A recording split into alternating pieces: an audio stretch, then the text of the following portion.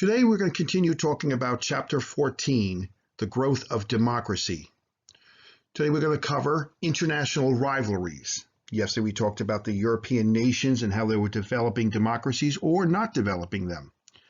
And today we're going to talk about how they developed rivalries and then would sign alliances with each other that ultimately would lead Europe into the First World War.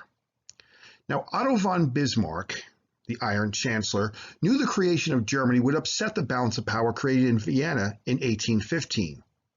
He felt that France would create an anti-German alliance. So in 1882, Bismarck created an alliance with Austria-Hungary and Italy called the Triple Alliance. Bismarck also had a treaty with Russia and was on good terms with Great Britain. Here we see a cartoon showing Germany and Austria-Hungary shaking hands with Italy, and John Bull of England and the Russian Bear, along with small Balkan nations, leaving France as the crying revolutionary-era peasant girl on the left. Bismarck wanted to isolate France and avoid any war. However, Kaiser Wilhelm II wants a more aggressive foreign policy, but Bismarck opposes it. Bismarck really hated Wilhelm II and felt he would bring disaster to Germany. Bismarck was going to try to stop Wilhelm, but in 1890, Kaiser Wilhelm II fires Bismarck and takes over foreign policy. Here we see a cartoon showing letting the pilot off. The pilot was the man who would take a ship through the dangerous harbor. And here Kaiser is seeing him off the ship because now the Kaiser is going to take control.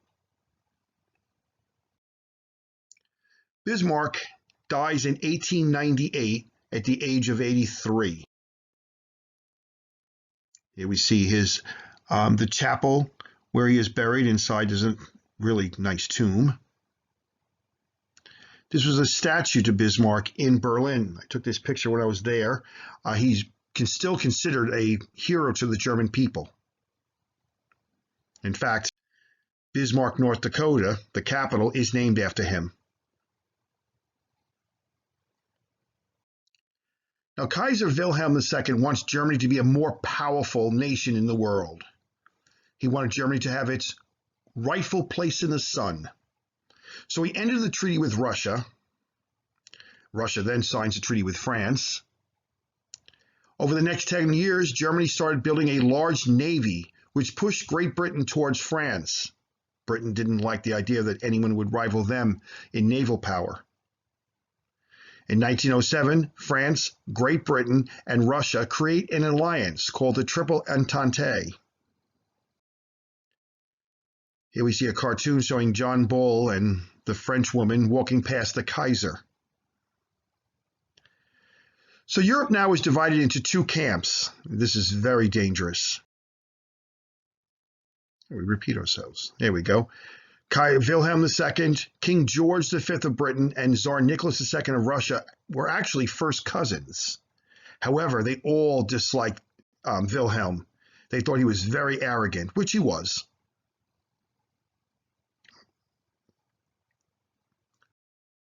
Now, this is the last part, is the crisis in the Balkans. This is where the war will actually begin later. The Balkans is that triangular area in Europe that covers what would then become Yugoslavia after the World War I, then would break up. We'd have Serbia, Croatia, Slovenia, Albania, Bulgaria, and at the very bottom, Greece. During the 19th century, the Ottoman Empire began to fall apart. Many of its Balkan provinces gained their independence: Greece, Serbia, Romania, Bulgaria, and Montenegro. In 1908, Austria-Hungary took control of Bosnia. Serbia was angry. They wanted to create a Serbian kingdom. Russia, who was very supportive of their fellow Serbs, threatened to go to war against Austria-Hungary in support of Serbia. Wilhelm II threatened Russia with war, so Russia backed down. Russia did not want a war. They had just lost to Japan. But Russia vowed never to back down again. Austria-Hungary saw Serbia as a mortal threat that needed to be crushed. And by 1914, tensions were very high.